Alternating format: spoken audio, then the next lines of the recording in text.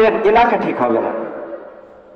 যুবক ভাইরা, মুরব্বী বাবাজানরা, একটু খেয়াল করেন, আপনি যদি দাঁড়ায় যান আপনার পরিবার ঠিক দাঁড়িয়ে যাবে।